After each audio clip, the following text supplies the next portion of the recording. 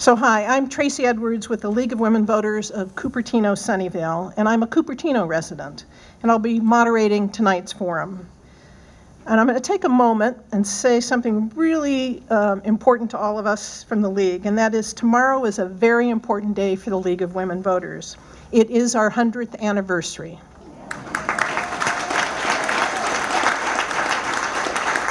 Thank you.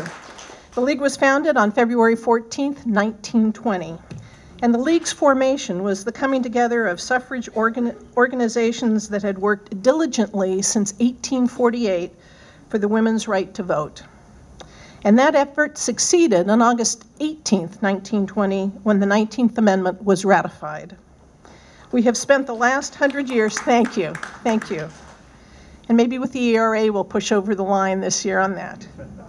The League's formation, we're very proud of our past. We are excited about our future. We have worked in the last 100 years to empower voters and defend democracy, and our current efforts involve redistricting, big money in politics, and voter suppression. And if I can just spend a moment and talk about a few more things about the League. The League never supports political parties or candidates.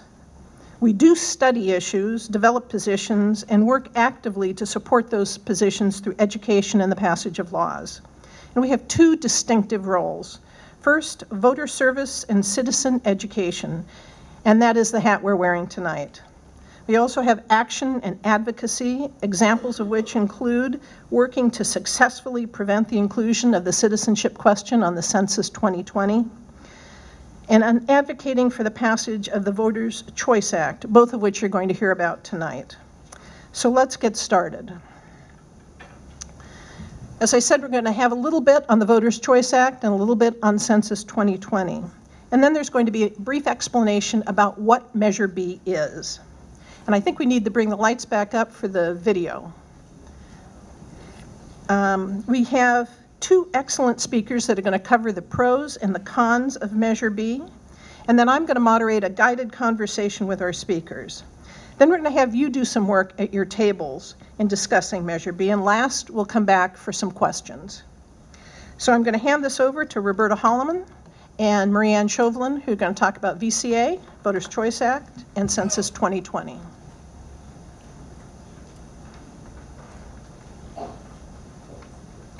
Good evening. I'm Roberta Holloman, a member of the Cupertino-Sunnyvale League. I also live in Cupertino. Happy to be here tonight and see such a nice crowd. Okay, I'm being told that I can't be heard. Let's try that. Better?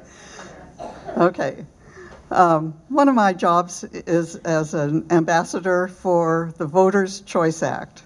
I work with the Registrar of Voters Office as a volunteer.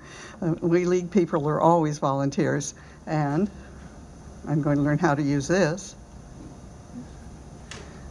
So the first question is, are you ready to vote on March 3rd?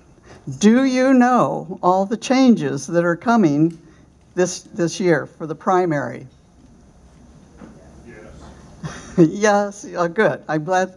So first of all, every registered voter received a vote by mail ballot. Is that correct? Did you all get a, okay. That's different because in the past it was only the people who signed up for that got that. But now everyone gets one. Then, now that you have one, you have several choices as to how to return your ballot. The first one is you can put it in the mail, and the postage is paid this year. You don't have to go scramble around to find a stamp. Or you can deposit it in one of the official drop boxes. There was one out front this evening that you might have seen. And you can also go to a vote center. If you want to vote in person, you can go to a vote center, and you can take the ballot you received in the mail and drop it in a box there. Or if you need some help, you can go there. If you need to change the way you voted, you need to submit the ballot that you got before you can get a new ballot. Oh, going too far. Now going back. And we're going to talk about the vote centers. The vote centers are replacing the local neighborhood polling places. We used to have 849 local polling places. Now we're going to have 110 vote centers. And you'll be able to find your vote center by going to this place, that URL, or even just sccgov.org will get you to the registrar's homepage, and then you can go to where you can find the vote centers. When I put my address in, I found that there were 15 vote centers within 5 miles of my house, and that's the goal, is to have at least one vote center within 5 miles of every voter. So if you need to go to the vote center for whatever reason, just because you like to go and drop your ballot in, or you need to get a new ballot, that's where you go to find out where there is a vote center, and you can go to any one in the county. And here's a map with some of the vote centers, but there are a lot more than that. One more change in the voting that this new act has brought to us is same-day voting. For years, people have been asking for same-day voting. Now you can do it. You have to go to a vote center, and you can register there and get a ballot. Okay, thank you. So I have a few answers to questions that people frequently ask, but since I'm running out of time, I'm not going to answer them. If you have questions about things like, what is NPP? No political party, or other kinds of questions like that, or questions about the vote center, see me afterwards.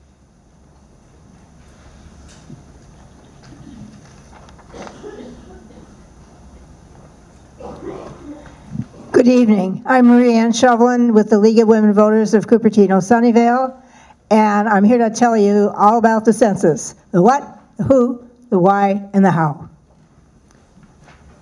So, census is a constitutionally mandated count of every person in this country, once, only once, and every 10 years. When the U.S. Marshal conducted America's first census in 1790, they posted the answers in the town square so locals could make sure that count was accurate. That practice continued until 1850, but now times have changed. Today, the National Archives and Records Administration may release decennial census information records after 72 years. So the last census, or the records that will be released, were done in 1940. The census records are protected by law. They are not to be released to anyone unless they have they are part of the Census Bureau.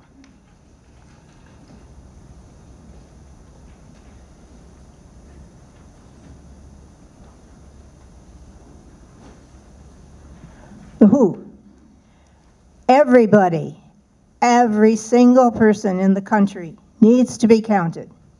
And that includes citizens, non-citizens, undocumented immigrants, all members of every household, all persons 0 to 5, all international students studying in the U.S., living in the U.S., and all armed forces personnel and civilian employees of the government. There are several questions on the census, and they include your name, your relationship to your head of household, your sex, your age, your date of birth, your Hispanic origin, and race. There is no citizenship question on the census. That has been eliminated. There is a penalty for not answering questions on the census. However, it has rarely been enforced. However, if you don't answer the questions, you will get a visit from the census taker.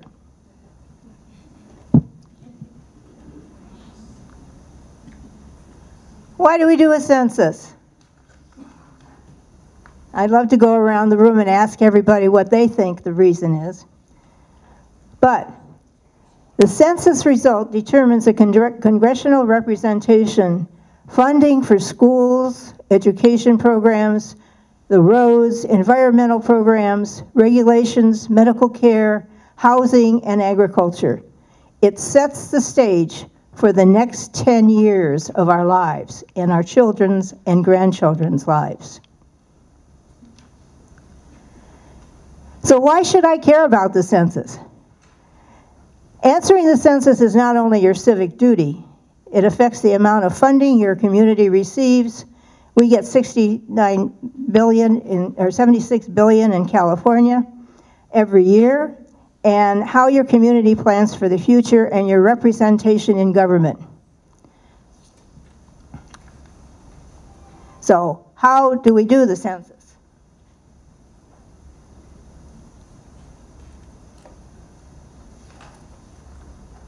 This year, we can do it online, by phone, on paper, or in person. And starting on March 12th, you will start to receive letters in the mail telling you how you can respond to the census. Starting in April, all homeless people will be counted.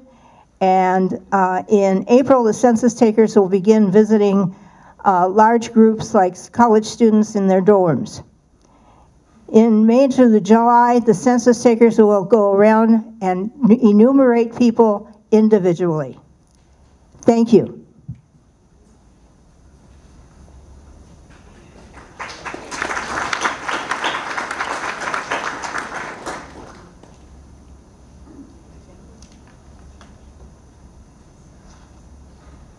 Thank you, Marianne. Hi, my name is Elaine. I'm the co-president of our league. I just want to pause for a second and go, wow, you guys are awesome to have so many of you in this room and caring about our city. So thank you so much for coming. It is time now to talk about Measure B. So we have cards at your table, little index cards. If you have questions as we're going along, please do write down your questions. Write the name of who in particular you want to address it to, because we do have the Deputy City Manager here as well as pro and con speakers. So just jot down who you'd like to answer your question. Write them legibly, please, because we can't read them sometimes. So we do want to ask them. So please write them legibly. If you need another card, just raise your hand. There should be plenty of pencils at the table. And we said that. Yeah, just please don't make it a personal question. Make it about the measure. And then if you could also make sure that we're going to ask as many, well, a lot of people will have questions that might be redundant, so we will combine questions so that it flows a little better. So let's get started. What is Measure B? So as you know, we have 7 seats on our council. They're all at large. We have a mayor that's elected by the council. They're part of the mayor for 2 years. They are the mayor for 2 years. You're voting currently for all 7 people on the council. Our current council has 6 men, 1 woman. We have we have 1 Asian member of our council, but if you look at the demographics per the census, there's actually about 31% white or Caucasian, 46% Asian, 17% Latinx, 6% other. Notice that there are 52% male and 48% female. So just looking at demographics. So the proposed measure says, okay, let's change it to 6 districts and 1 directly elected mayor who would be in office for 4 years. It also says that you would be, in this case, instead of voting for 7 people on the council, you'll be voting for a person in your district to represent you, as well as voting for the mayor who represents the whole city.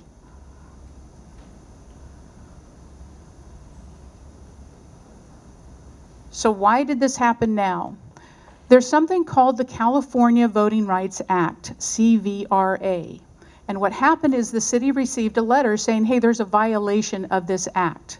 So one of the effective remedies that's gone through our state is to change from at-large elections to district-based elections, with the goal of representing the citizens and the communities of the city.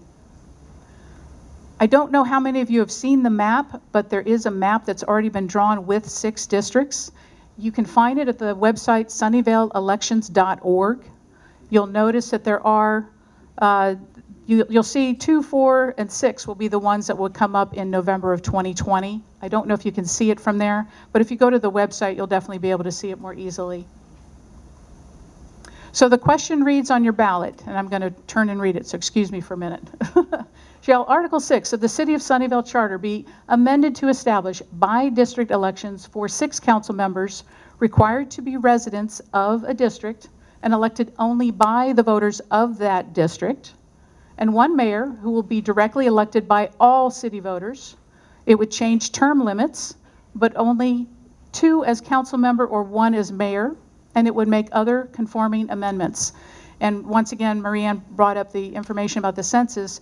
We will have to redo our district map if we go to districts once the census is completed and the information is available from the 2020 census. All right, so a yes vote. What does a yes vote mean? Well, the yes vote means that the city will go from at-large to a by-district. It will have a directly elected mayor. As I mentioned, seats 2, 4, and 6 are the ones that will be up for election in November 2020. The current council members that are in seats 1, 3, and 5 will still continue in office, and then in November 2022, those seats would become district-based in 2022. The mayor, by the way, would be running in November 2020. Let's see, and then the change of the term limits, just as you know right now, a person can serve for 2 terms on city council. This would open it up so that they could serve 2 terms on city council plus 1 as mayor, or 1 term on city council and 2 as mayor, or they could just be 2 terms on the city council and not run for mayor. So a no vote means that the city would retain the at-large electoral system like we have with the mayor being elected by the council. But the dilemma is that's the reason why we're having this measure. So if Measure B does fail and a lawsuit might be filed, then the lawsuit could propose a remedy that goes to districts. The city said the outcome of the challenge would really depend on a lot of factors. So nobody really knows what's really going to come of it. We will hear ideas of what could happen, but until everybody goes through the settlement, nobody knows what will happen if it fails. So we are now going to have our pro and con presentations. So we will hear from Mayor Larry Klein on the pro side, and then we will hear from Council Member Michael Goldman on the con side. They will have 5 minutes, which is a tricky thing, and you'll go, wait a minute, that's not enough time. We have over 30 questions, so you will get to hear a lot of different angles on this measure, and you will get to hear from them. But we do appreciate you guys sticking to the time, and you see our timekeepers here. So with that, I turn it over to Mayor Larry Klein. Thank you. Good evening. First, thank you for being here. Definitely, this is an issue that will affect governance of our city, and I appreciate everyone who's asked me questions or come here for more education tonight.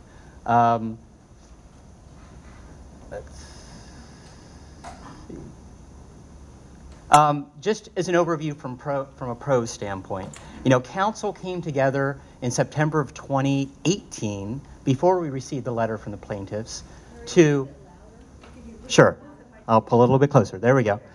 So council in September of 2018 started this process, and then we received the letter from the plaintiffs. And in order to meet CVRA and move that process forward, we put something ultimately after community outreach and evaluating what measures to do, we put something on the March 2020 ballot, so only a few weeks away.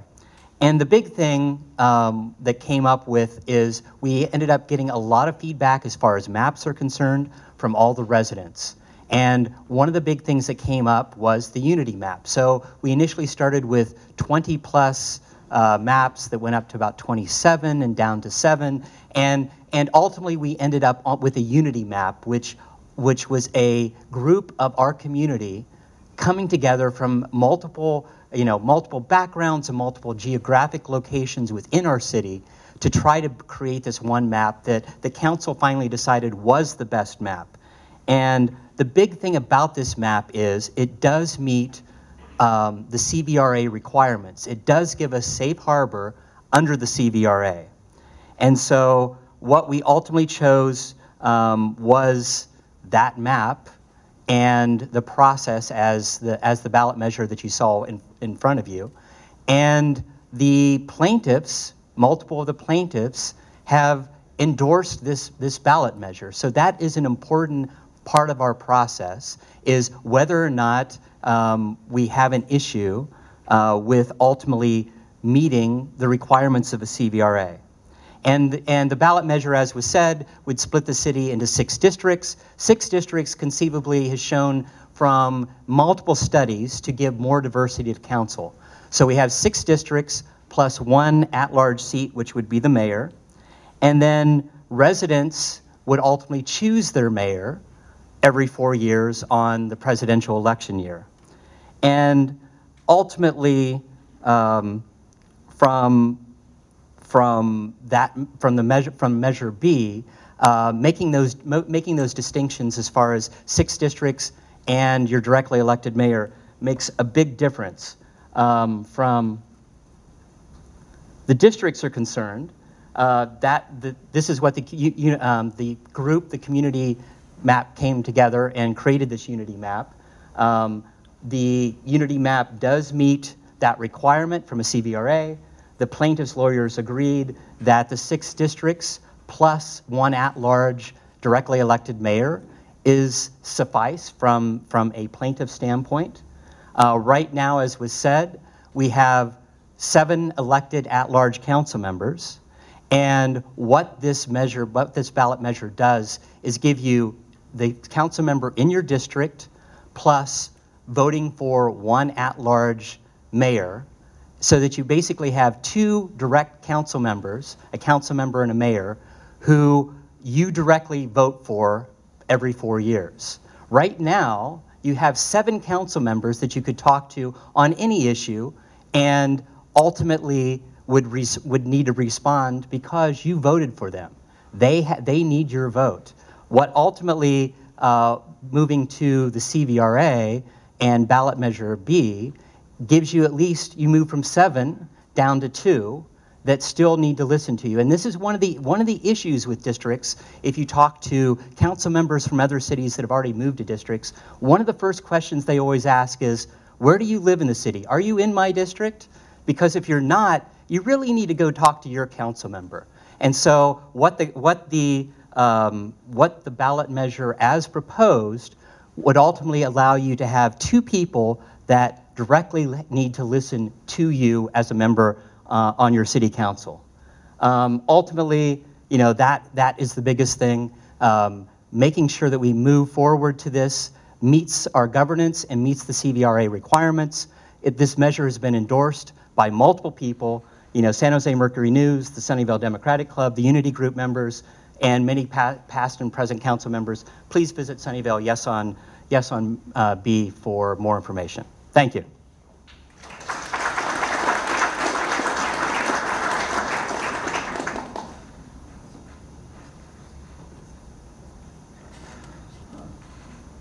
Hello.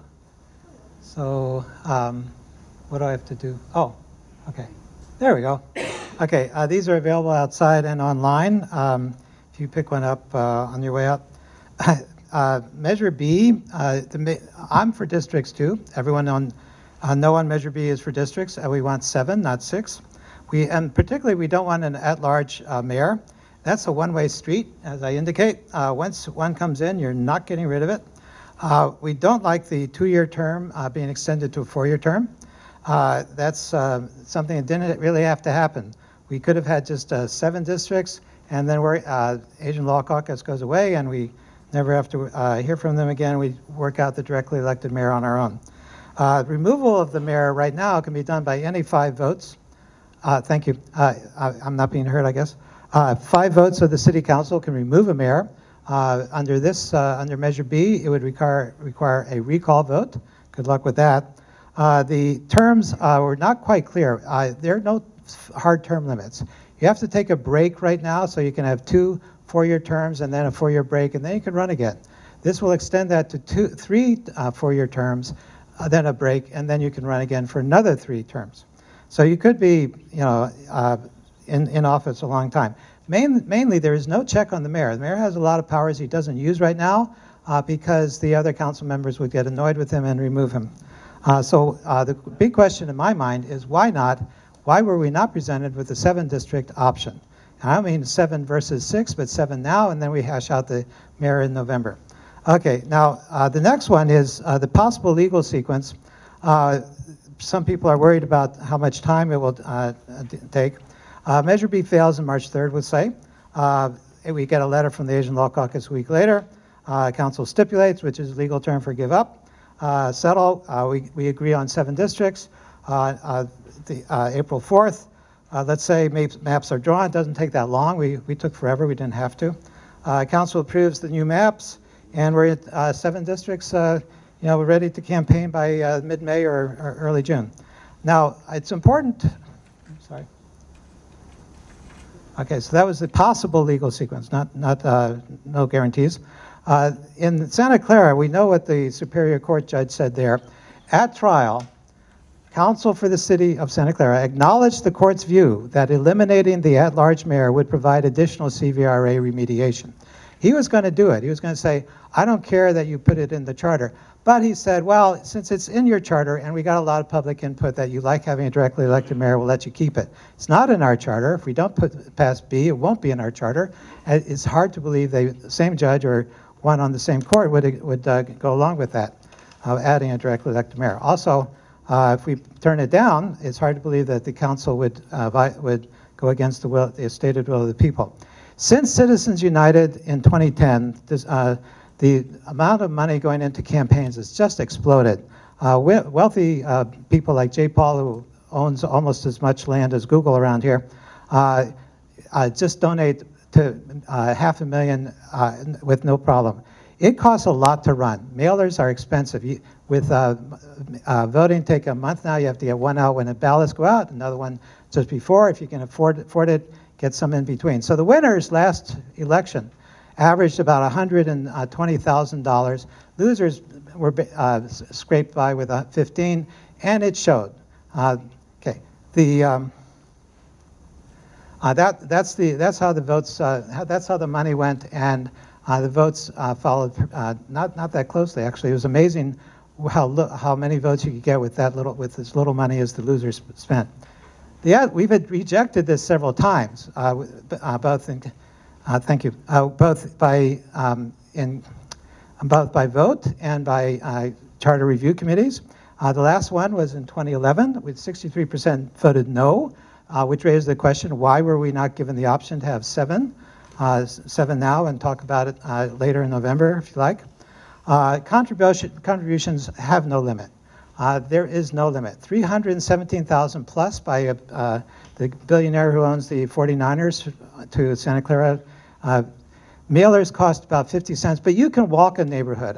That's what I did. I ran it off my home printer and walked around, and 50 homes a day in about an hour and a half, and you're done.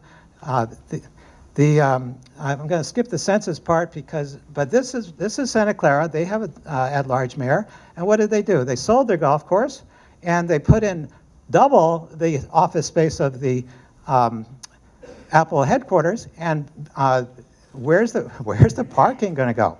So my time is up, but I look forward to your questions. Thank you.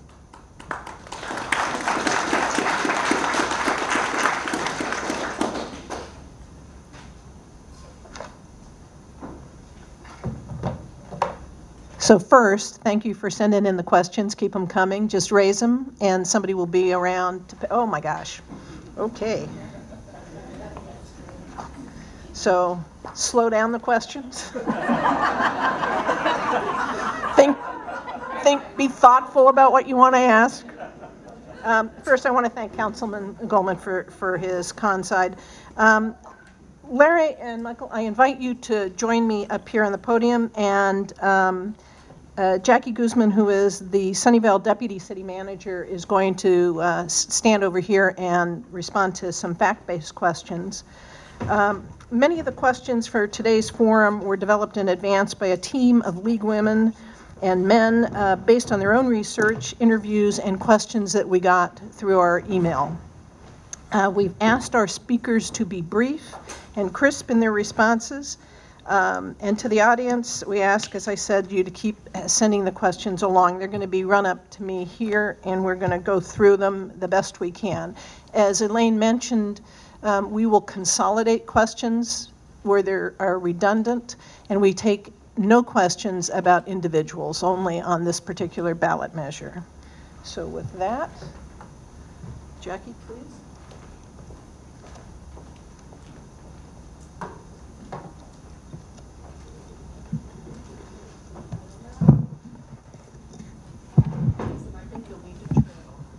It's on.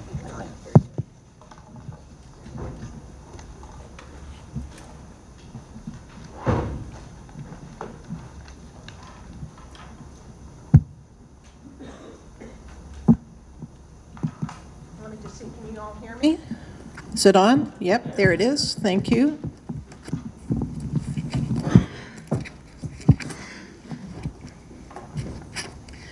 I'm going to start with a series of, as I said, Jackie's here to do fact-based questions, and we had a number of those. Some of these will be slightly overlapping with the material you already heard, but we're going to try to take it through in sort of a logical manner, so apologies in advance for maybe a little bit of redundancy. So Jackie, one of the first things that was mentioned was about the violation of CVRA. Thank you. So Sunnyvale received the notice of perceived violation of CVRA. What does that mean? Okay.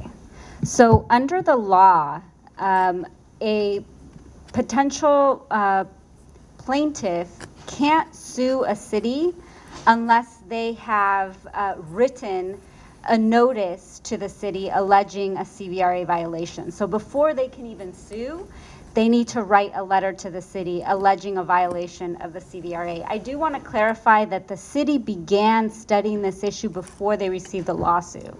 So the city was already trying to be proactive about, the city was trying to be proactive about addressing CVRA issues before it received the letter. But receiving the letter means that the plaintiff has put the city on notice. The plaintiff did allow the city to have an extensive community engagement process, but because they put us on notice, they can now proceed to sue us. Thank you. And what is the perceived remedy for this kind of violation? So district-based election systems are currently the only remedy that will protect an agency from a CVRA challenge, because the CVRA offers what's called a safe harbor, which states that any agency that moves from an at-large election to a district-based election is assumed to have addressed purported CVRA violations. Okay, and one more for you. If you kind of have to do this anyway, why put it on the ballot? Why not just make the change? So the city's charter currently contains specific provisions for at-large numbered seats. Not all charter cities have specific provisions around their elections, and the general rule is that charters must be amended in the same way that they were adopted, in our case by majority vote of the electorate. There's a law that passed that contains language that allows charter cities to move to district-based elections without a vote, but there is some legal uncertainties around that. It hasn't been tested. Some cities have done it without challenge, but it hasn't been tested in the court. So the city decided to proceed with what would be the most proper way to do it, is a charter amendment. Thank you. Larry, I have a question for you, and that is, so we know we have a perceived violation, we have the ballot measure B. What was the spirit behind the CVRA? Why was that law needed? So ultimately, it was to increase diversity on councils, and the at-large system that we've run with for so many years basically went against what the CVRA goals were. We have seen a lot of diversity from a council standpoint over the years. You've seen, You know, we've had multiple Asian council members. We've had, you know, Ron Gonzalez. We've had Latinx council members. Right now, we have a very white council to some degree. But that being said, we've represented the whole city. But CVRA, once you've been sued, there's one solution, and that is, as Jackie was saying, going to district elections. Thank you. And Michael, so we've got a little bit of the groundwork laid here. What are the other benefits that you might see in going to district elections? Thank you, and thanks to League of Women Voters for holding this. The main thing for me, having been a candidate with not much money, is the money. When people tell you it's not the money, it's the principle, it means it's the money. It costs a lot of money to get the mailers out. Once we went to a month-long voting period, you have to get a mailer out when the ballots go out. You got to get one out just before the last day, and if you can get some out in the middle. I couldn't possibly afford to do that. That's like $90,000 if you know, depending on how you do it. I had an army of mostly women out there taking my flyers out because they were supporting Measure M. But without that kind of crisis, it just costs too much. Thank you. Thank you. So this is just sort of a yes/no, but actually show of hands. Who's in favor on this table for district elections? Okay, got that. Thank you. Putting aside the absolute number of districts, are there any detriments to the city moving to district elections? And Larry, this is for you. Sure. And as I said previously, you know, I have seen that districts do cause somewhat of a myopic view from certain council members. You know, I've talked to council members in San Jose that have basically said, when I've asked what's their issue, what's their vision as far as the cannabis dispensary, they're like, it's a great thing. The whole city gets the taxes from cannabis dispensaries.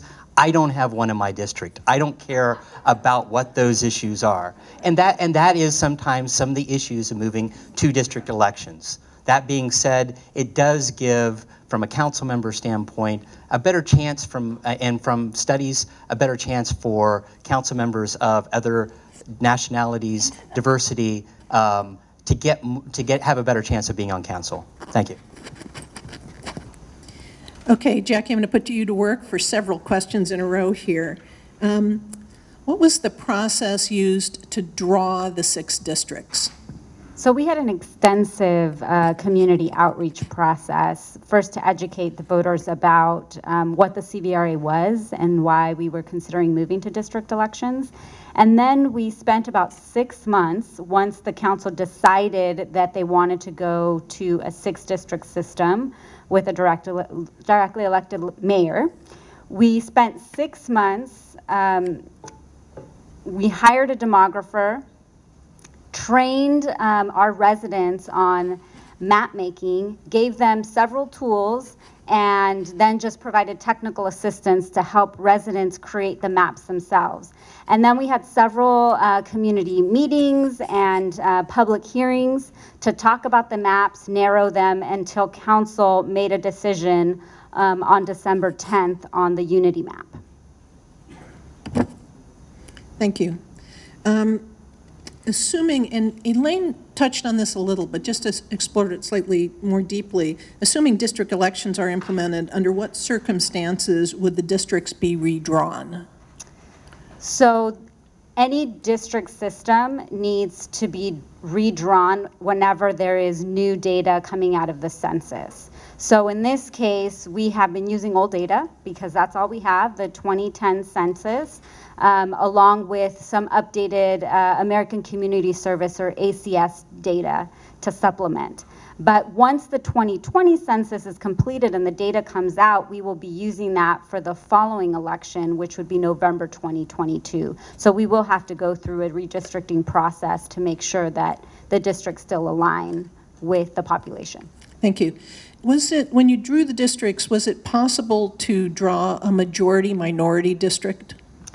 Not for this current district map. We were able to draw 3 minority influence districts, which mean districts that there is I believe, two districts where Asian Americans are close to around 40%, so they have a big influence in the outcome of the election, and one that that is a Latino influence district. Thanks. I'm going to keep you busy just a little bit longer. Does anything change in the mayor's job description with Measure B? Not in the charter amendment. So the mayor's responsibilities would remain the same under Measure B, acting as the chairperson during council meetings, having 1 of 7 votes on council decisions, and serving as a council spokesperson. Thank you. And last one, and I'll let you take a little more than 45 seconds if you need on this question. Sunnyvale undertook both a citizen survey and a public input process that included questions on directly elected mayor. What was the result of the survey and the public input process, and was there a difference between the two? Okay, so we did 2 things. When we were doing our initial outreach on educating members of the CVRA, we actually were asking residents about how they would want to select their mayor. So in that case, we were getting community feedback. Do you want a directly elected mayor, or do you want to continue the process of having the mayor be selected by the council members? So this was not scientific. It was based on the folks that we were able to talk to, either when we were at the farmers market, just talking to people as they stopped by, or in community meetings. And many of you came to those community meetings and filled out those surveys. So again, we got that input, but really we just got it from the folks that we were engaging with. So in that result, we had in the community input surveys that were collected, it showed a slight preference for 7 districts. 49% of respondents preferred 7 districts compared to 6 districts, and an at-large mayor at 44%. And then what we did is we had a scientific poll. So this is actually a poll of likely March voters, and we tested 2 ballot questions. 1 ballot question around 7 districts, and 1 ballot question with 6 districts and an at-large mayor. So that one was a scientific poll, and what we found is that, and I'll look at my notes carefully, the results showed that both the 7 district and the 6 district ballot questions would garner majority support. So it was not an either or for those ballot questions. We were testing the actual ballot questions. And we tested them, we split them up. So it wasn't like a respondent got both questions. You either got one question or another. So, so both garnered majority support. Likely voters were slightly more likely to approve a ballot measure proposing 7 districts after information statements and pro-con arguments. So that was 59% in that poll preferred 7 districts, and in the second poll, 55% supported 6 districts with an at-large mayor. It is important to note, though, that the preference between the 2 options was not statistically significant. And so what that means is that we cannot say with certainty that there is a preference for one versus the other based on the polling results. Thank you. And this is just another yes-no kind of question. Was there any legal reason in the CVRA requiring for the provision of a directly elected mayor? No, the CVRA speaks to district elections. It does not speak to how to select the mayor.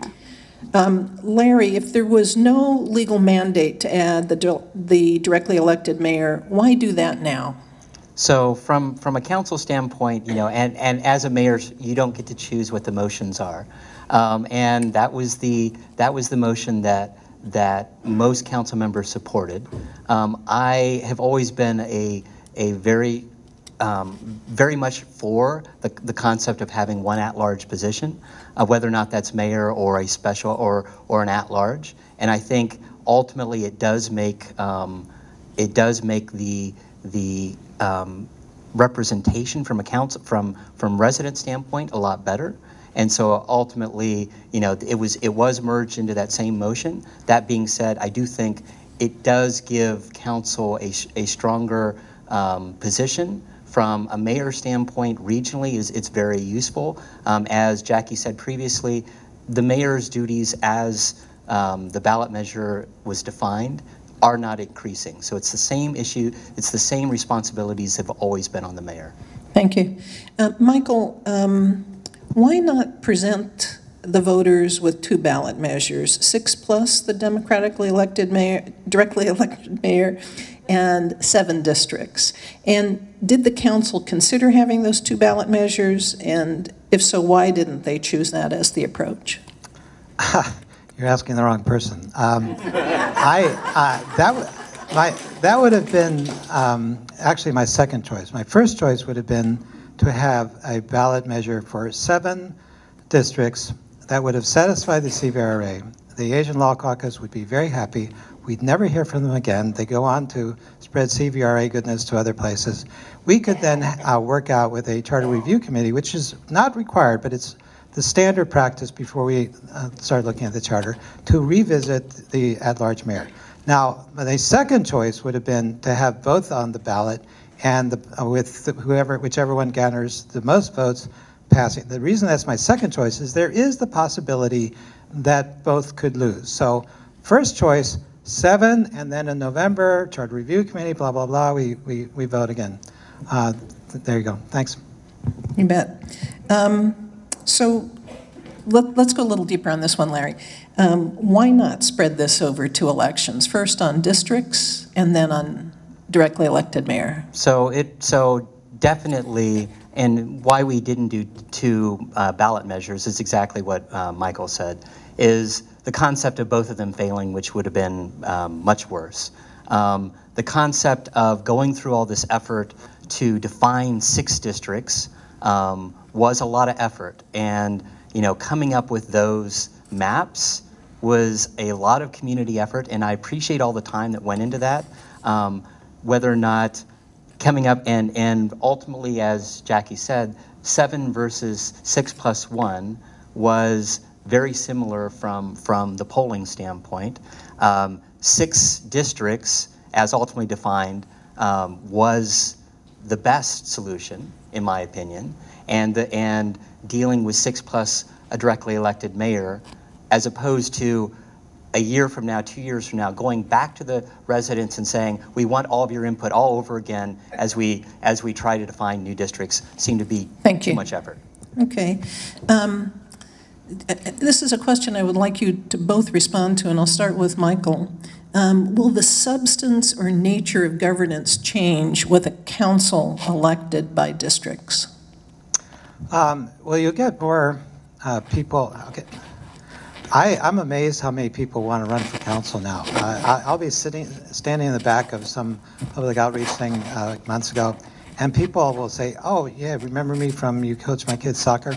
And, oh, yeah, and he said, I'm going to run for council. Because now, with districts, it is possible for someone without a lot of money or big money backing to do that, and I think that's great. We will get a lot more people involved.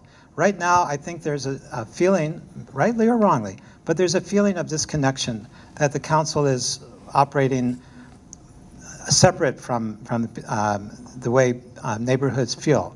I think I want to address, if I can, the one thing about. Let me keep you on this topic. Okay, though. So that responded to it lowers the bar for entry to the council. But I want to get at something a little different, which is the very nature of how the council works. And does that change when you shift from at-large to by districts? If you go from 7 at-large to 7 districts, I don't think so. It'll change the nature of who's on it, but the governance should be about the same. And Larry, your opinion, please. Sure. So I'll answer a little bit of both of those. I dispute what Michael said about the cost of running elections. I agree that they are expensive. That being said, I ran 2 campaigns in 2016, a special election and re-election in November of 2016, for less than $15,000 each. We're not talking about $90,000. We're not talking about $100,000. So campaigns can be run at large for the entire city, depending upon how much door-to-door you're willing to work and how many mailers you want to do as a separate thing. As far as how council changes from a government standpoint when we move to districts, definitely I think there will be, as I was talking about earlier, a little more myopic view. Right now you have 7 council members that represent the whole city. I spend a lot of time making sure that Lakewood is involved, making sure that Birdland is involved, making sure that every portion of our community has a voice, whether or not I'm mayor, whether or not I'm council member. Thank you. Thank you. There's so many questions. Let me stick with financing here for a second. Is there any change in the law that is coming that would influence the spend on campaigns? And go ahead, Larry, please. Okay, and so definitely that has been changed from a state level.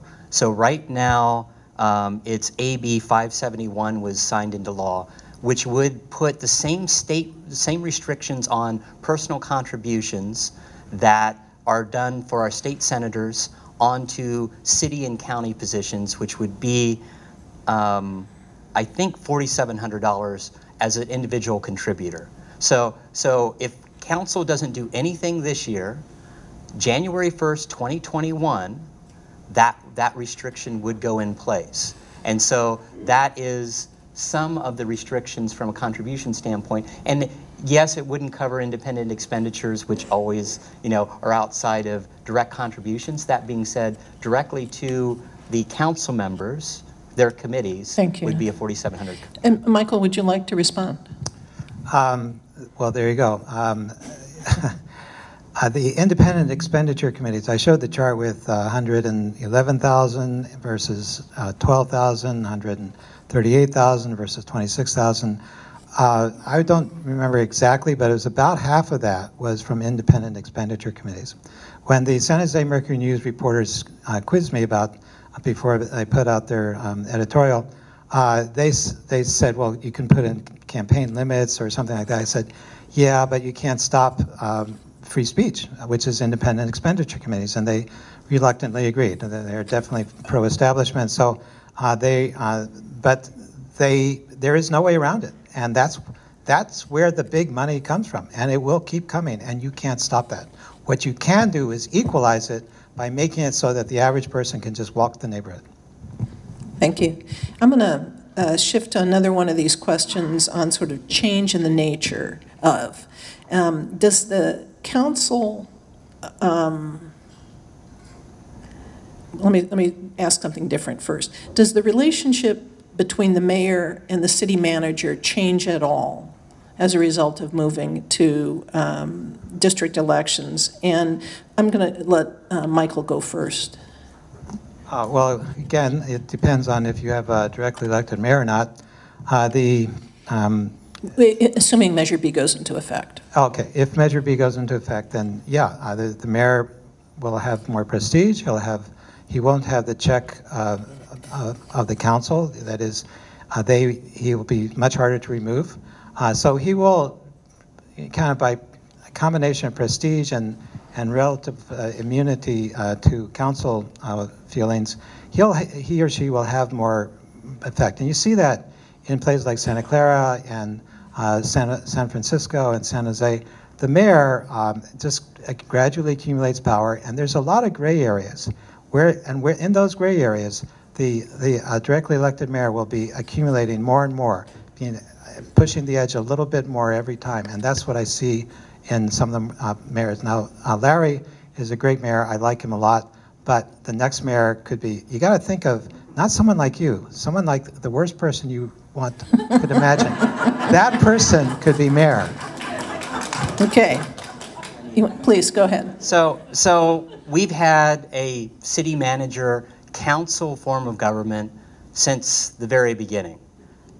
Council basically makes motions, set policy, and the city manager takes control and executes that with his staff.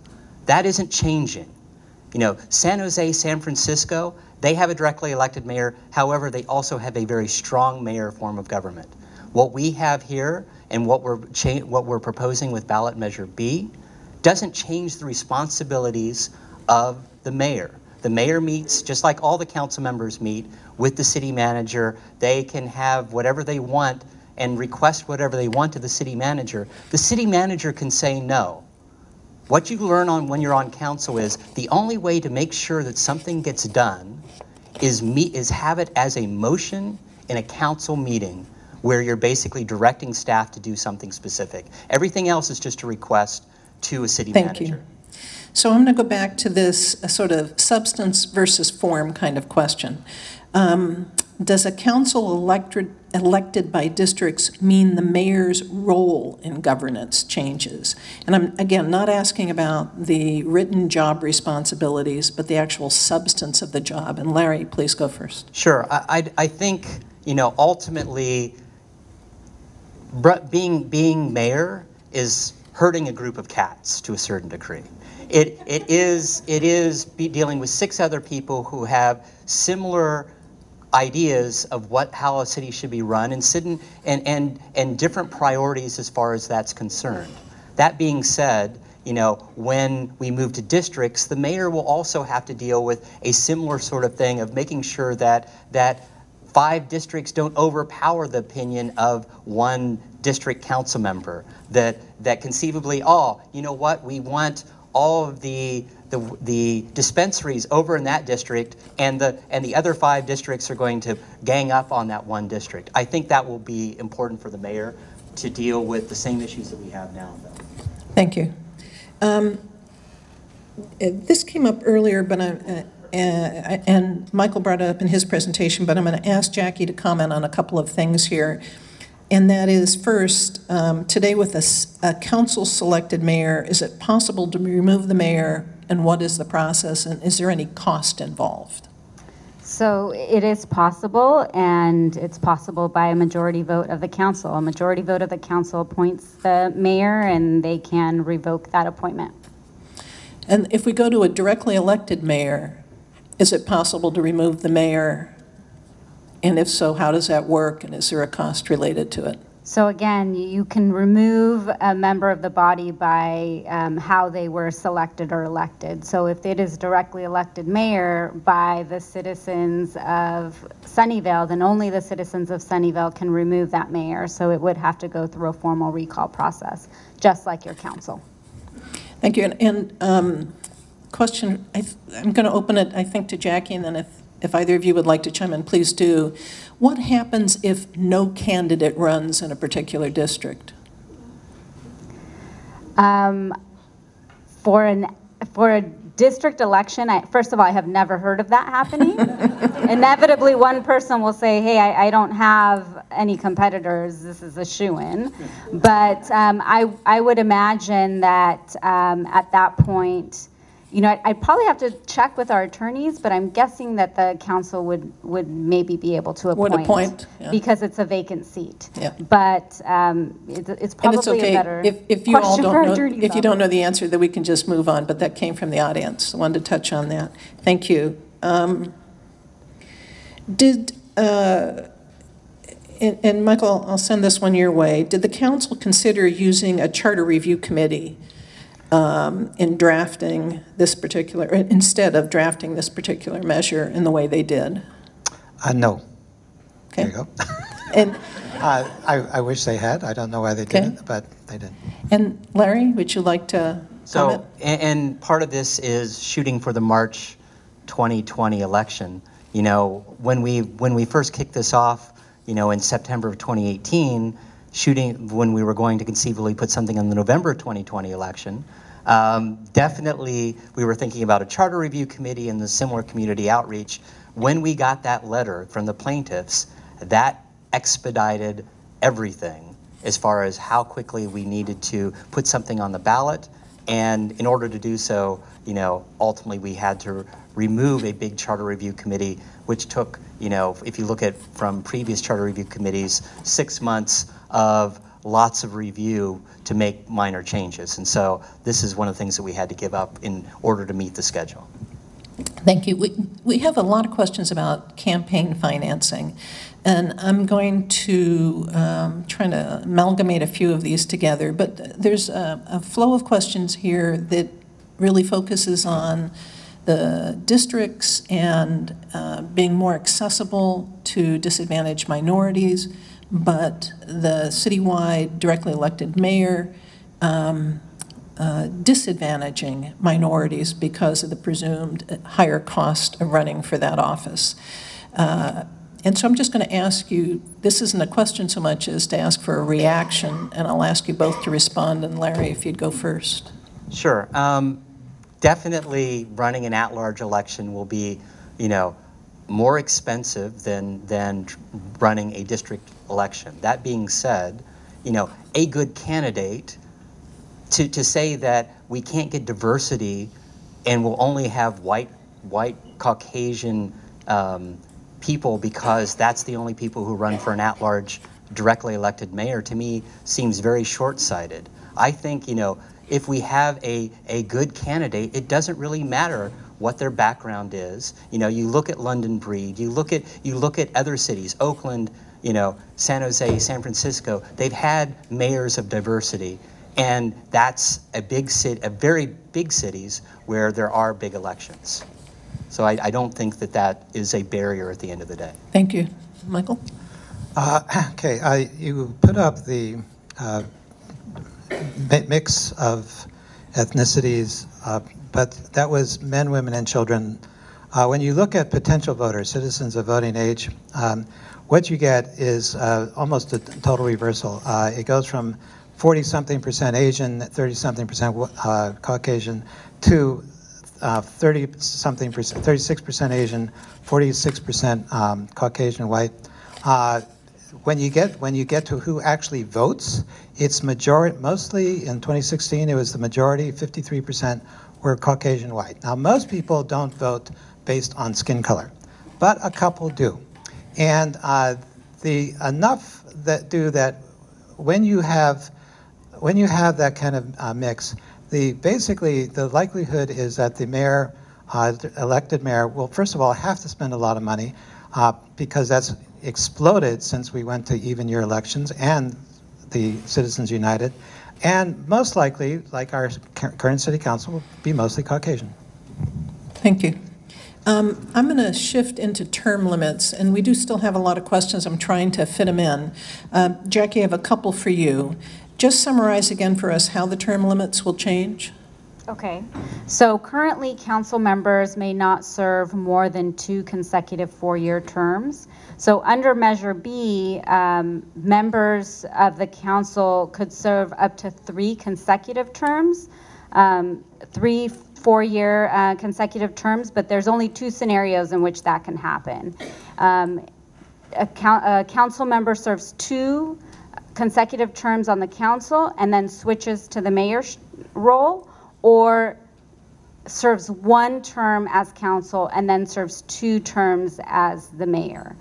A council member can be a council member for 8 of the 12 years, so 2 consecutive terms. They cannot have a 3rd term. They'd have to take a break. And same thing with the mayor. If they are a council member for 1 term, mayor for 2 terms, they need to take a break before they So I'm just going to put a super fine point on this. So take the situation where a council person never runs for mayor. Does anything change? No. Thank you. Larry, let me ask you, what speaks in favor of these expanded term limits? So the biggest thing is experience and the concept of because we've created this directly elected mayor, it's that transition from council member to mayor is very important. That it's like, it's getting that years of experience under your belt and conceivably creating this directly elected mayor position, having 1 term as a council member, and then taking that experience for conceivably 2 terms as mayor, or two terms as council member, and 1 year as mayor, as 1 term as mayor, basically shows that transition and also your understanding of what the city does and operation, how to run a council meeting, how to represent your city. Thank you. Michael, feel free to chime in on that point, but I also have a specific question for you, and that is the mayor's term also changes from 2 to 4 years, as we've just described. Is that change good or bad in your mind, the longer run for the mayor? Okay, I want to reiterate, just to make absolutely sure, clear, once the 16-year period has passed, everyone, it starts over again. It's not like Sacramento where you get like 12 or 14 years and then that's it forever. You can serve 3 terms in some combination, take a break, and then start all over again. And that's how it is today as well, only 12 years? That's how it is today. I just want people to understand that because I don't think they do. But if you have a 4-year term, okay, I have to step back here a second. It is true that the mayor under Measure B would not get any new powers. You ask yourself, please, do you think that over the next 20, 30 years, mayors will not want more powers? Do you think council members who want to be mayor will not want to grant them more powers? How many think mayors in the future will not want to get more powers? Good. Exactly. Thank you. So, but let me give you a chance to go back to the 2-year versus 4-year. The operant thing, okay. We went to 2 years, and you get 2 explanations of why. Some people say, well, it's to provide more stability. Let me just, your opinion on good or bad. Good or bad, okay. With 2 years, you see how they go, and you can give them another chance. With 4 years, you're kind of stuck with them for 4 years. So I would prefer a shorter term. Okay. Now, there's lots of questions out there about what happens if Measure B fails. So, Larry, what happens next if Measure B fails? Sure.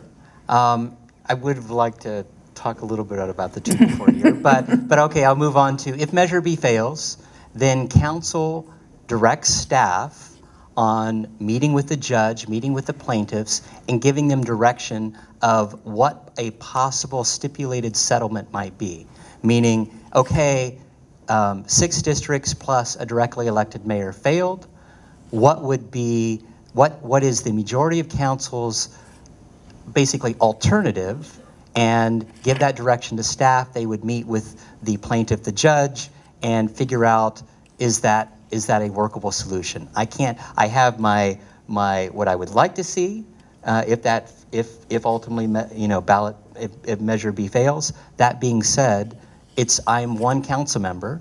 I'm mayor right now, but as we keep saying, I'm one vote of 7 council members.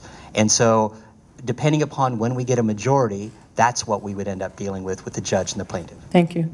Michael, I think it's pretty, I'll phrase it as a question. Is it safe to say you feel pretty confident that if Measure B fails, the outcome will be a judge-determined 7 districts? And I'm going to ask if you agree with that. I completely agree with that. Now, I have to add one more thing. It doesn't matter what the city decides. Some council members have told me they're going to fight to the bitter end, like Santa Clara has. My reading, I don't read minds, but my guess is that there's not a majority. However, either way, if the council votes to fight to the bitter end, take it to the Supreme Court, or they say, yeah, let's just settle, do with 7 and deal with, either way, the judge is going to get it. That's what happened in Santa Clara. They're spending millions of dollars fighting it all the way. Doesn't matter. The judge said, fine, you go fight it. Here's your districts. Okay. And if, so we know where you think this might be headed. Can you see other alternatives? Can you anticipate? You can't. Okay. I'm going to ask Larry if he can see any alternatives. So I think that the judges would be reasonable. I think we would make our case from a council and a staff standpoint. We've already dealt with coming together from a community standpoint and educating them and educating the residents on the 6 districts. So from my standpoint, it would be 6 districts most likely. Being one council member, I'm not sure how that would go.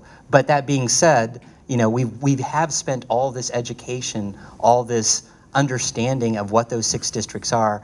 The concept that we would, change course and immediately choose 7 districts and try to figure out how to divide the city immediately doesn't seem reasonable in my mind. Thank you.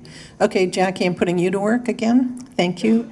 If 7 districts is the ultimate outcome, how would they be drawn, and how long will it take for them to be drawn? There are way too many unknowns in that situation. What we do know is that if Measure B fails, we will likely be sued. And then again, from a staff's perspective, we would just have to get direction from counsel, work with the plaintiffs, and try to get a settlement with the judge. If it were to go to 7 districts, state law requires a process with multiple public hearings in order to draw districts. But I'm not sure if that So the public would be involved? I'm not sure if the judge could truncate that and Okay. make it a shorter time frame or reduce the number of hearings. Again, it's really unknown what the judge would order us to do. Okay, yes, go ahead, Michael. We do know what happened in Santa Clara, and there the vote was. And I'm going to ask you a question about that in just a second. Fine. So, and I will ask you it. Jackie, just one more. Assuming we have to go to 7 districts, do you have a sense of whether that can be completed in time for the November ballot? It would be very difficult, but I know that that is the preference of the plaintiffs, and so I am sure that the judge would really, and the plaintiffs would really be pushing us to try to get to that as a goal. Okay. So now let's pick up Santa Clara. There have been a lot of comparisons to the situation in Santa Clara, which experienced litigation in its push to district elections. How is Sunnyvale the same or different from the Santa Clara situation? So Michael, please. Okay, the Santa Clara ballot, first of all, was in June. That was when the primary was then. And early June, and July 24th was the decision from the judge. So a month and a half. Now, in that decision, he said, yeah, it's not much time to do all this, to get ready, but that's what's going to happen because it's important. The decision is very readable. It's on one of my blog posts, The Road to 7 Districts. Key thing there is the Santa Clara decision, the Santa Clara ballot was so confused, so impenetrable. Even the San Jose Mercury News came out against it, which is crazy. They always back the establishment. But so we're not that bad. So having and we have more time. We're starting in March, not in June. We'll be done in plenty of time. Thank you. As Michael said, we are not Santa Clara. They had been basically dragging their feet on moving to districts for many, many years. And after not having a non-Caucasian on council since the 50s. We've had diversity, we've had geographic diversity on our council, we've had ethnic diversity. Ultimately, they not only put something on the ballot measure that was an issue, but they then appealed that after they had already elected council members in a district election. And they put something on the ballot measure right now for the March election, which even goes against what the judge settled upon in the middle of an appeal. So from our standpoint, I think that we have been working with the plaintiffs very closely. I think we could come up with a solution. They are supporting Measure B, and ultimately, if that failed, figuring out the right way forward with the judge would be a reasonable sort of thing, that staff would do. Thank you. We're going to take a break at this point, and I don't know where Marianne is. Do you want to introduce our next phase? And we're going to take more questions. So if you're writing them, please raise them. Somebody will collect. And as you do the table exercise, please keep generating questions.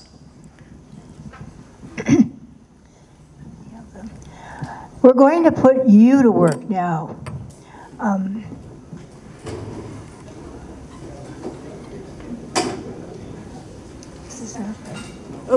you have to lift the laptop.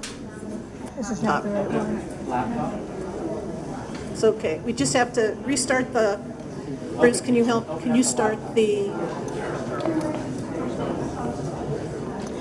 If you look around the room, you will see some flip charts with conversation agreements. Please read through them. And there is at your table, at most of the tables, there is a facilitator. And will the facilitator at each of the tables raise your hand?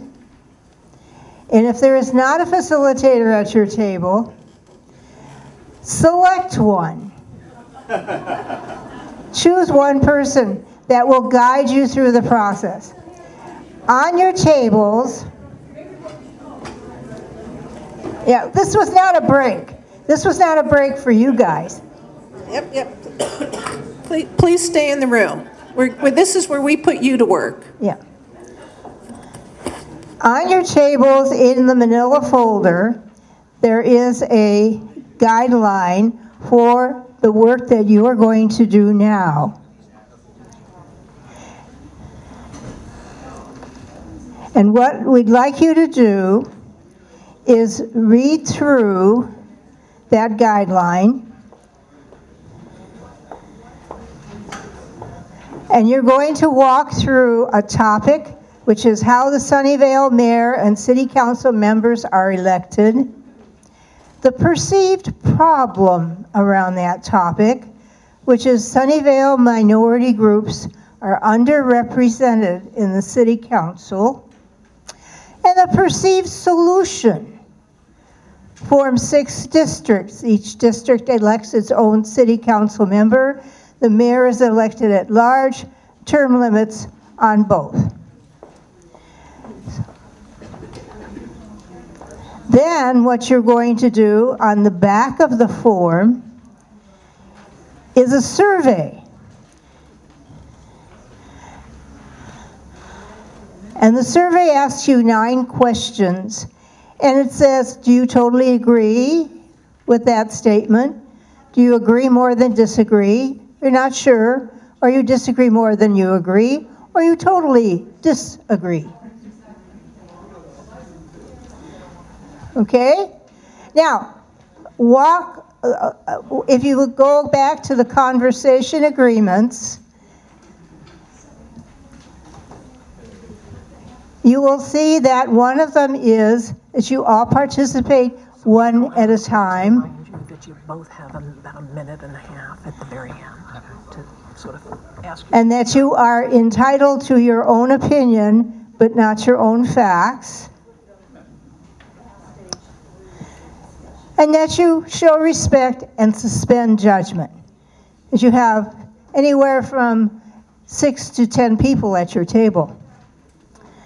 So walk through your survey questions, and then as each group member answers that survey, they're going to then go and think about this question. Which survey items particularly resonated with you about Measure B? For example, did that make you think more aware how you feel about it? Did it make you feel differently from what you felt before? Or did it make you feel more confident about your position or less confident about your position? And then at your tables, talk about that together. And as you're talking about it, you may come up with additional questions that you want to ask our speakers. So use the cards as you did before for questions and write those questions down. And as you write them down, raise your hand and our question runners will come around and pick them up. Okay, so ready, set, go.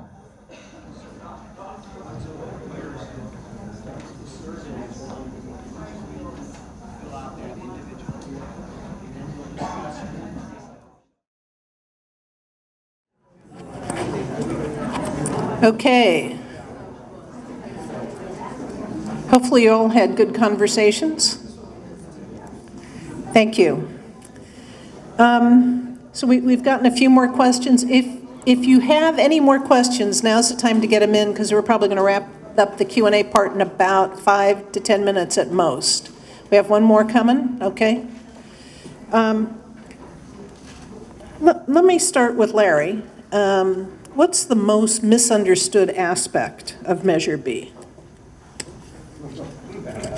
The most misunderstood aspect? Or a misunderstood aspect. You don't even have to have it be most. Well, I think the term limits is confusing for some people because, it's like, oh, everybody gets 3 term limits, and it's like, no, it's kind of, it's an add-on if you actually run for mayor and are actually elected as mayor. So I think that is the biggest thing. It's like, oh, you immediately give everyone 3 terms. No, it's, mayor will be a very limited position. And so you would have 2 4-year terms as maximum on council. And then if you actually are successfully run and get elected as mayor, then you would get that 3rd term. And so it isn't an actual given. And I think that's one of the misunderstandings is, oh, we've given every council member 3 terms. Thank you. Michael, anything you'd like to add? I think people are not clear on the possible outcome if it You fails. need to hold it closer. I'm sorry. I think people are very uncertain about the possible outcome if it fails. And I think in that case, we really have to look at Santa Clara, what happened there. And they went to districts whether they fought it or not. The other thing that we know from previous examples throughout the state is that the judges always rule for districts, period. Okay, thank you. Jaqui, a few questions for you that have come through. And I recognize you may not be able to answer all of these. Is there any way of sort of on the back of the envelope right now estimating a cost of recalling a mayor? What the cost of that election would be? That would be really difficult for me to answer. Okay. So I'd probably have to go back and see from a city's perspective what the cost of an election is. It also depends on if it's a March election, if it's a November election, because those elections have different costs. So really, there's a lot of unknown factors. Thank you. We've talked about the plaintiff a couple of times. One of the questions is, who is the plaintiff? We have one of them in the room. He identified himself. The Asian Law Caucus is representing 3 members of the Sunnyvale community, 3 residents. One is, all 3 of them are Asian American, and the Asian Law Caucus, as it was mentioned, has worked very well with the city. They have allowed us to take our time to do a community outreach process, and we've had pretty good communication with them throughout the process. And there was a question about the motivation of the plaintiff. Why did they want to bring this lawsuit? We sort of touched on that already. So based on the letter, the perceived violation is representation of Asian Americans on our council. And so if you look at our population is getting close, I think right now 46% Asian. That's population overall in Sunnyvale, certainly not reflective of on our council. But even if you look at voters, there's still, about 35% of our voting population that's Asian Americans. And so even in our voting population, that's not represented on our council. Okay, thank you. If you'd like, please. Ms. Guzman is incorrect. She's looking at potential voters, citizens of voting age, CVAP, citizen voting age population. Actual registered voters is about, for Asians, is in the 20s, I forget exactly, and for the Caucasian whites, it's close to 50%. Thank you. And Jaqui, I saw you nod. You're in agreement. Okay. Yes, I was certainly looking at the total, at the potential voters. Okay, thank you. There was a question also, you got a couple more coming. Did the city break with precedent when it sent out the mailer for Measure B? We have sent mailers for every measure that our council has placed on a Sunnyvale ballot. We've sent informational mailers out. If Measure B fails, what will happen with the 4 council members whose terms are up? It really depends on the outcome of any legal settlement or judgment. If the judge orders, a certain number of districts, then we will conform to that, and the council members that are up for re-election would have to see if they fall into a district that has an open seat. If we're not able to come to an agreement and we're still tied up in the lawsuit, then we would continue down the same system that we have now until the lawsuit is settled. Okay. Certainly. Go ahead. That is not what happened in Santa Clara. They're fighting this to the bitter end for years and years and years, but the judge said, fine, you do that, but you got districts. Thanks. Yeah, so it would depend on what the judge would ask us to do. Go ahead, Larry. They're not going with their current system. And we're not Santa Clara, Michael. Keep that in mind. Yeah. Okay. So just because it happened, it's just because something happened in Santa Clara doesn't mean that it's going to happen in Sunnyvale.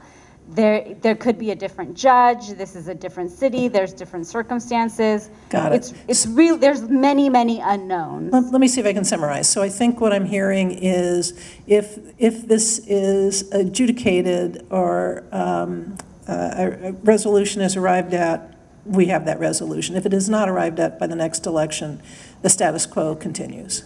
Yes. And okay, thank you. I mean, even if it's not resolved, right? It could be that without a resolution, you have what happened in Santa Clara happens in Sunnyvale, that the judge says, until it's settled, this is your course of action and mandates that we So sensing a trend here, I'm going to ask Jackie and then let Michael and Larry reply. Santa Clara went to trial. Do trial precedents govern stipulated settlements? Not stipulated settlements, because stipulated settlements are settlements between the plaintiff, the city, and have to be accepted by a judge. Okay. Either of you like to respond? Read the report. Read the final judgment, July 24th. It's on the. It's hard to get from some sources, but I have it a simple one-click download. It's very readable. It's not a legalese or Latin or anything. And he's basically saying, you're not settling, you're not stipulating, you're not doing anything, you're fighting this. I don't care, you're getting districts. And as we said, we're conceivably on the course for a stipulated settlement. We're not talking about fighting this. We want to move to district elections, as we've said, as we kicked off as before both of you agreed. Yes. Yeah. Thank you. Okay, this was a question about budgets. And so I'm going to go to Jaqui first. How will the budget for the city be divided with 6 districts? And I know in that question there's a presumption that it would be divided by districts. Yes.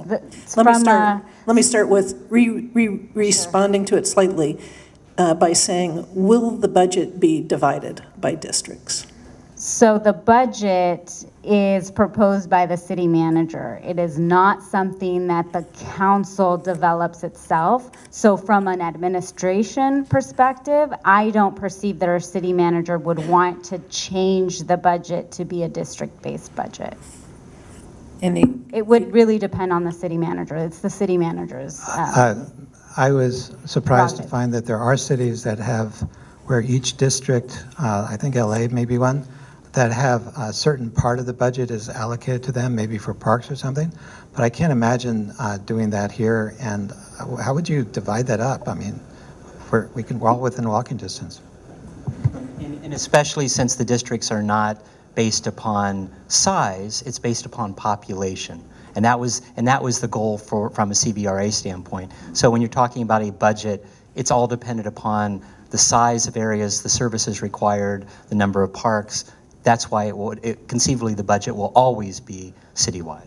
Thank you. Trying to sort this out. Michael, this was a question that came in for you. Sunnyvale is a city with a large population, and by that, the person writing it defined it as over 150,000, and that the trend for cities of that size and larger are districts plus an at-large mayor. Smaller cities have gone with the 7 districts. So, given that, why buck the trend? Why stick with 7? Okay, I think I can name who asked that question. The cities that she listed, one is Charter City, Santa Clara, and that had at-large mayor already built into the charter, and the judge said, yeah, I was going to get rid of it, but since you got it, I'll let you have it. Fremont just passed their what's called a general law city. They're not a charter city, even though they're pretty big. And so they're able to just do it by ordinance. And that's what they did. I talked to a Fremont representative, and that's what he did.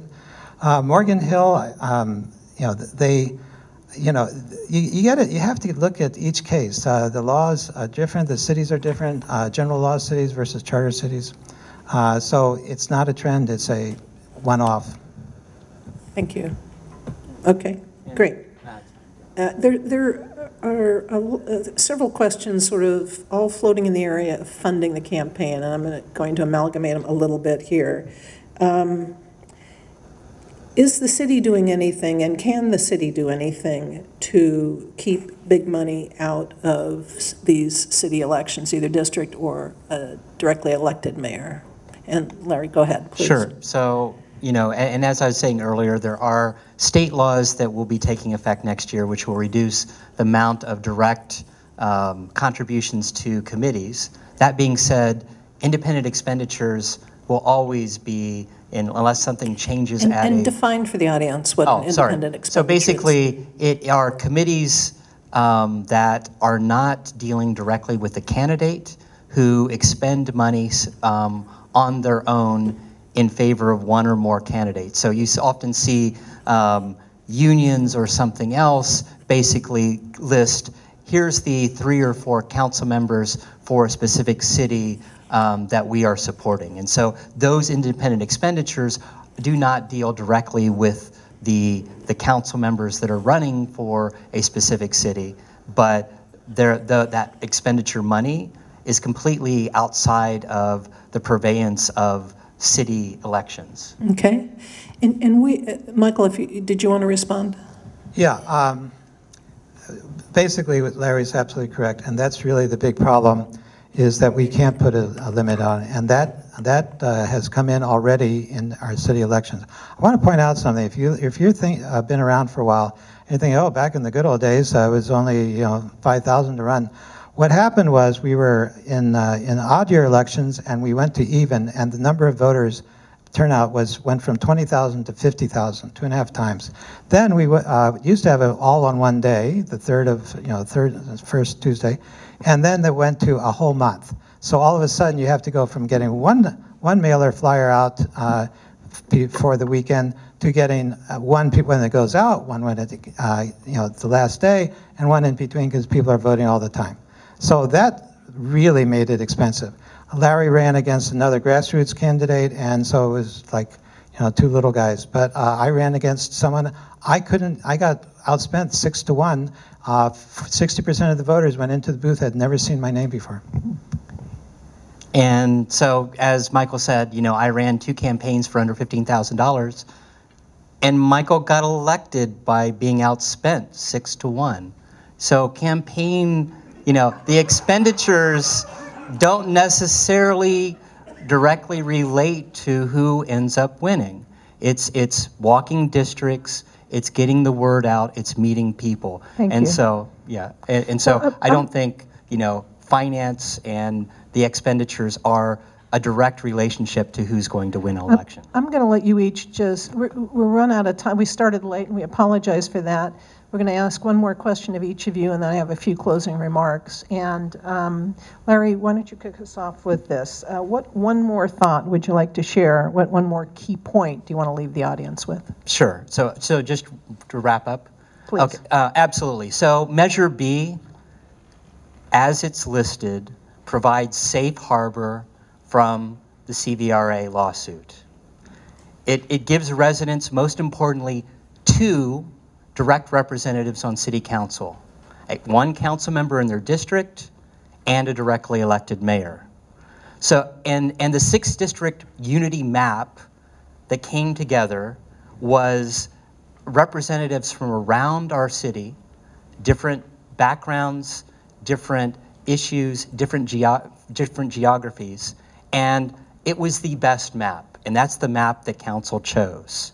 So from my standpoint, you know, Measure B is endorsed by San Jose Mercury News, current and past council members, past mayors, the plaintiffs themselves, and that to me is very important as far as moving this forward.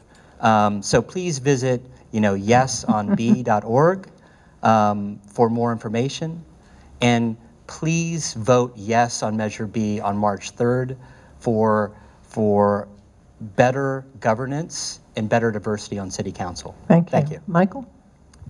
Thank you. Thank you. You need to think of this, of the coming change as basic. If we get a directly elected mayor, it's basically going from a parliamentary system to a presidential system, and we've seen what we've got with an imperial presidency. I've talked with a lot of the members of the Unity group one-on-one. I know a number of them, and they were in various degrees of unhappy, sometimes furious, that they had to draw a 6th district map. They didn't have the option of submitting a 7 because that was already predetermined. So the fact that the Unity group came up with something doesn't mean that they didn't want to have 7. They are on record in video of that. Finally, I want to address one thing that comes up all the time but hasn't been addressed now, which is the influence of a directly elected mayor in regional areas. If that were the case, every city would have a directly elected mayor. Almost none of them north of Santa Clara and south of San Francisco do. And if you want to see political infighting and discord, look at San Francisco. The directly elected mayor has a lot of power and is using it to lobby for build, office, and the council is voting 10-1, 11-0 against a lot of these same things. Thank you. So I want a little bit of audience participation at this point. For those of you that came into the room today undecided, by show of hands, is anybody now decided? Show of hands? Okay. For anybody that came in decided and has changed their point of view? Okay, well, we moved the needle a little bit, so that's something. I'm going to just end by thanking very much all the speakers. Larry, Michael, and Jaqui, and the team right over there from KMTV who is videoing it. Right here, this guy who's doing us a big favor. If you would thank everybody. And of course, we thank you for coming tonight. Oops, went too far. A list of sites, and in our own impartial way, we've listed them alphabetically. So if you need to learn more, this is the place to go to learn about yes or no, the city's information, and about the next item, which is near and dear to our hearts, which is votersedge.org. I don't know if you're challenged by the California ballot. I am seriously challenged by the California ballot, and this is where I go to learn more. I learn about the money behind ballot measures and campaigns of all kinds. I can connect to videos and articles. I can read what the candidate has provided in terms of information and click through to all kinds of sources. If you have never used votersedge.org, I encourage you to do yourself a big, big favor and use this site for this election and for November. And last, and Larry already mentioned, voting, and we would say just vote. However you're going to vote, we don't care. Just express your will as a citizen. And as the slide says, we must be present to win. So with that, we'll say that's a wrap, and we thank you all very much for coming tonight.